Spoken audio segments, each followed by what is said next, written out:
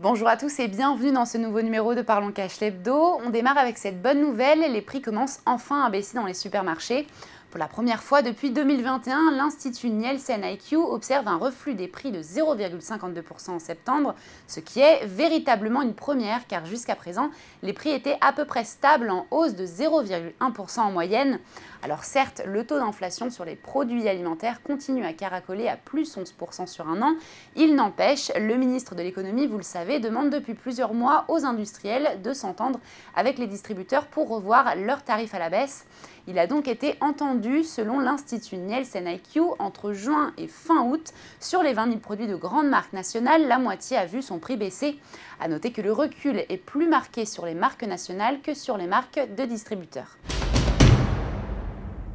Et face à l'inflation, les Français ont toujours du mal à boucler les fins de mois. Selon le dernier baromètre CSA Research pour Cofidis, il leur manque en moyenne chaque mois 588 € pour vivre plus décemment, ce qui est un record. L'an dernier, les foyers estimaient manquer de 510 € par mois et en 2021 de 467 €.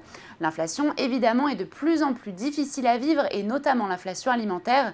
Ainsi, 64% du budget passe dans l'alimentaire contre 29% seulement pour les loisirs et 23% pour l'énergie. A noter que 62% des sondés ont l'intention de se restreindre sur leurs besoins de première nécessité, comme l'alimentation et l'énergie, du jamais vu. Et la situation ne devrait pas s'arranger en 2024. Plus d'un Français sur deux s'attend à voir son pouvoir d'achat encore baisser l'an prochain.